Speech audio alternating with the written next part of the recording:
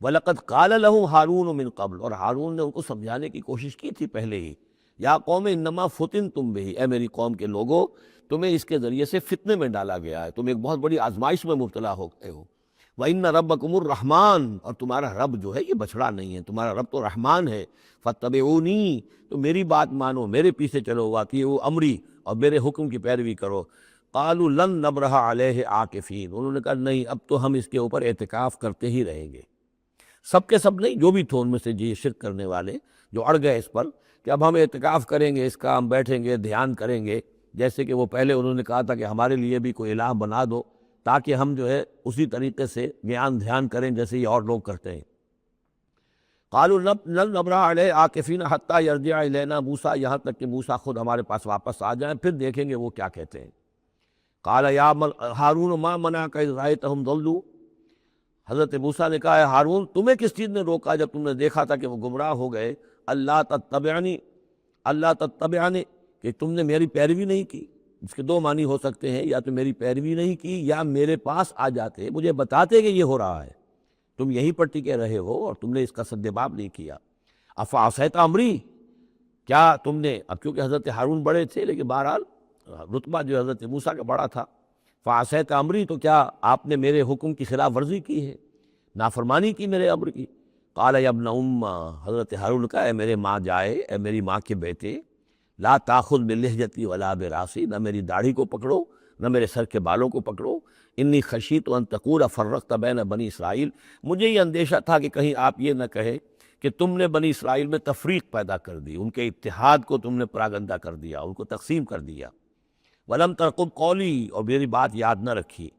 قال فما خطبک یا سامری، اب حضرت موسیٰ علیہ السلام نے سامری سے جواب طلب کیا، تمہارا کیا معاملہ ہے، کیا حقیقت ہے اس چیز کی جو تم نے کی ہے۔ قال بصرت بما لم یبصروا، اس نے کہا میں نے ایک چیز دیکھی جو انہوں نے نہیں دیکھی۔ فقبضت قبضۃ من اثر الرسول، تو میں نے رسول کے نقش پا میں سے ایک مٹی کی مٹھی لے لی، یعنی یہ کہ کہیں حضرت جبرائیل علیہ السلام آئے تھے حضرت موسیٰ علیہ السلام کے پاس، اور یہ شخص چونکہ راہب تھا، وہ روحانی اور نفسیاتی ایکسرسائزز وغیرہ جو ہیں اس نے کی ہوئی تھیں، تو اور تو کسی کو نظر نہیں آئے لیکن اس سے نظر آ گئے، حضرت جبرائیل کو اس نے دیکھ لیا، تو ان کا جو قدم جہاں پڑ رہا تھا زمین پر وہاں سے اس نے مٹی اٹھائی، تو جہاں حضرت روح الامین اور روح القدس کے قدموں کی جو مٹی تھی اس میں یہ تاثیر تھی کہ وہ جب ڈالا ہے اس کے اندر تو اس میں یہ کہ اس سے آواز پیدا ہو گئی اس بشرے کے اندر۔ قال بصرت بما لم يبصروا به فقبضت قبضة من اثر الرسول فنبذتها، اور وہ میں نے اس میں پھینک دی۔ وكذلك سولت لي نفسی، اسی طرح میری نفس نے مجھے یہ راستہ بتایا اور یہ صلاح دی۔ قال فاذهب فإن لك في الحياة أن تقول لا مساس، حضرت موسیٰ نے فرمایا دفع ہو جاؤ، دور ہو جاؤ، اب تمہارے لیے پوری زندگی کے لیے یہ سزا ہے کہ تم یہ کہو کہ کوئی میرے قریب نہ آئے، کوئی مجھے ہاتھ نہ لگائے۔ اب کیا کیفیت تھی اس بیماری کی جو اسے ہوئی ہے اس کی تفصیل تو نہیں ہے، لیکن وہ ایسا ہو گیا تھا کہ اچھوت جیسا کوئی ہوتا ہے کہ جو اس کے کوئی قریب پاس نہ جائے۔ روایات میں آتا ہے کہ اگر کوئی قریب جاتا تھا تو اس کو بھی سخت بخار چڑھتا تھا اور اس کو بھی چڑھتا تھا، لہذا وہ بالکل علیحدہ آئسولیٹ ہو کر ایک سوشل بائیکاٹ جس طرح سے ہوتا ہے علیحدہ رہ گیا۔ وَإِنَّ لَكَ مَوْعِدًا لَن تُخْلَفَهُ، اور یہ تمہارے واسطے ایک وعدہ ہے کہ جس کی ہرگز خلاف ورزی نہیں کی جائے گی۔ وَانظُرْ إِلَىٰ إِلَٰهِكَ الَّذِي ظَلْتَ عَلَيْهِ عَاكِفًا، اب ذرا دیکھو حشر کیا ہم کرتے ہیں تمہارے اس معبود کا جس کے کو تم نے اعتکاف شروع کیا تھا، جس کا گیان دھیان شروع کیا تھا۔ لَنُحْرِقَنَّهُ، اس کو ہم جلا کر راکھ کر دیں گے۔ ثُمَّ لَنَنسِفَنَّهُ فِي الْيَمِّ نَسْفًا، اور پھر اس راکھ کو ہم سمندر کے اندر بکھیر دیں گے۔ انما الہکم اللہ الذی لا الہ الا ہو، حقیقت یہ ہے کہ تمہارا الہ تو بس صرف اللہ ہے کہ جس کے سوا کوئی الہ نہیں۔ وسع کل شیء علما، اور اسے ہر چیز کا علم حاصل ہے۔ یہ جو معاملہ ہے اور اس سے متعلق بعض اور معاملات کے اعتبار سے ایک زمانے میں میرا خیال رہا ہے، وہ خیال اب بھی ہے۔ ہندوستان میں جو آریہ آئے ہیں، اگرچہ جہاں تک مین بلک ان کا ہے وہ میں سمجھتا ہوں کہ حضرت حام کی نسل سے ہیں، لیکن ان میں کچھ گڈمڈ ہیں کہ جو کچھ اسرائیلی بھی ہیں، اور چونکہ جو ایکسوڈس ہوا ہے مصر سے 1400 برس قبل مسیح، گویا کہ آج سے 3500 برس قبل، تقریباً وہی زمانہ ہے جب ہندوستان میں آریہ آئے ہیں۔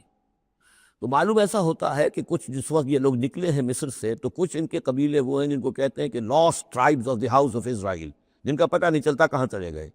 تو ان میں سے شاید کچھ لوگ ہیں جو ہندوستان میں آئے ہیں. میرا گمان یہ کہ برہمن جو ہیں ان میں وہ وہی ہے. یہ لوگ وہ ہیں کہ جن کے ہاں وہ سارے کسٹمز ہیں. اب دیکھیے جو کچھ کہ حضرت موسیٰ علیہ السلام نے سامری کے بچڑے کے ساتھ کیا، یہ اپنے مردے کے ساتھ وہی کرتے ہیں. انہوں نے اس کے بچڑے کو جلایا، جلا کے راکھ کیا، راکھ اسے سمندر کے اندر پھیلا دی. یہی وہ کرتے ہیں، اپنے مردے کو جلائیں گے، جلا کے اس کی راکھ لے جائیں گے، وہ کہیں گنگا میں پھینکیں یا کسی اور جگہ پھینکیں یا سمندر میں پھینکیں. بالکل وہی معاملہ کرتے ہیں. جس طرح وہ بچھڑے کی پرستش اور اس کے تقدس ان کے دلوں میں تھا، وہ بھی ان کے دلوں میں بھی ہے. گیروا رنگ، گائے کا بھی رنگ وہ تھا کہ جو شوخ زرد رنگ جو کہا ہم سورہ بقرہ میں پڑھ کر آئے، وہی گیروا رنگ ان کے سادھوؤں کا ہوتا ہے، وہی رنگ ان کے ہاں ہے.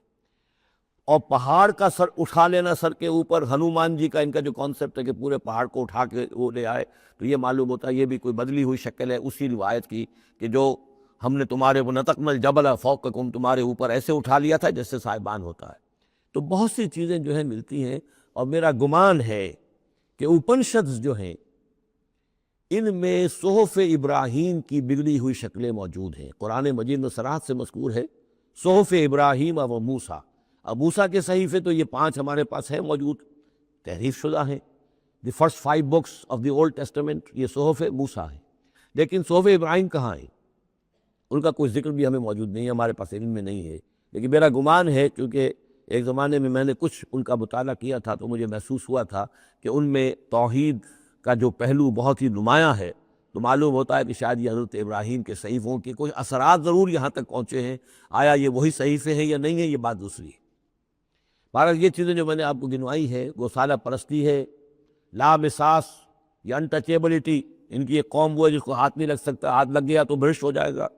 اسی طریقے سے مردے کا معاملہ، زرد رنگ کا معاملہ، ہنومان کا پہاڑ کو اٹھا لینا، یہ ساری چیزیں جو ہیں اسرائیلی تاریخ کے واقعات سے ان کا ایک تعلق ہے. کذالک نقص علیک من انباء ما قد سبق. اے نبی اسی طرح ہم آپ کو بتا رہے ہیں حالات ان کی کہ جو زمانہ جو گزر چکا، جو قومیں گزر چکی، ان کے احوال آپ کو سنا رہے ہیں.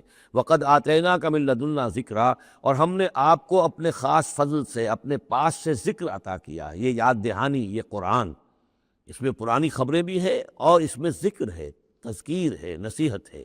من اعرض عنہ، جو کوئی بھی اس سے اعراض کرے گا اس قرآن سے، فإنہ یحمل یوم القیامت وزرا، تو وہ قیامت کے دن اپنا بھاری بوجھ اٹھا کر لے کر آئے گا. خالدین فیہ، اور وہ اس میں ہمیشہ ہمیش رہیں گے. وساء لہم یوم القیامت حملا، اور جو بوجھ انہوں نے اٹھایا ہوا ہوگا قیامت کے دن وہ بہت ہی برا ہوگا، برائیوں کا بوجھ لے کر آئیں گے. یوم ینفخ فی الصور، جس دن کے سور میں پھونکا جائے گا. یوم ینفخ، پھونکا جائے گا سور میں. ونحشر المجرمین یومئذ زرقا، اور مجرموں کو اس روز ہم لوگ جمع کریں گے کہ ان کی نگاہیں، آنکھیں نیلی پڑی ہوئی ہوں گی. یہ انتہائی خوف زدہ کیفیت میں آنکھوں کے اندر نیلاہٹ پیدا ہو جاتی ہے. سخت اس وقت وہ جو ہے خوف زدہ ہوں گے. یومئذ زرقا، ان کی آنکھیں. یتخافتون بینہم ان لبثتم الا عشرا، چپکے چپکے سے ایک دوسرے سے کہہ رہے ہوں گے کہ کتنے دن رہے ہو، بس 10 دن شاید رہے ہوں گے ہم. نحن عالم بما یقولون، ہم خوب جانتے ہیں جو کچھ کہ وہ ایک دوسرے سے کہتے ہیں. اذ یقول امثلہم طریقۃ، جو ان میں سب سے زیادہ کلچرڈ ہے، سب سے زیادہ پڑھا لکھا لال بجکڑ جو ان کا ہے، وہ یہ جواب دے گا ان لبثتم الا یوما، نہیں ایک دن رہے ہو بس، اس سے زیادہ نہیں. یہ ان کا سب سے بڑا لال بجکڑ ہوگا. امثلہم طریقۃ، جو ان کے ہاں سب سے زیادہ کلچرڈ ہوگا، ان کا وہ مثالی. ہمارا طریقتکم المثلی، ان میں جو امثل ہوگا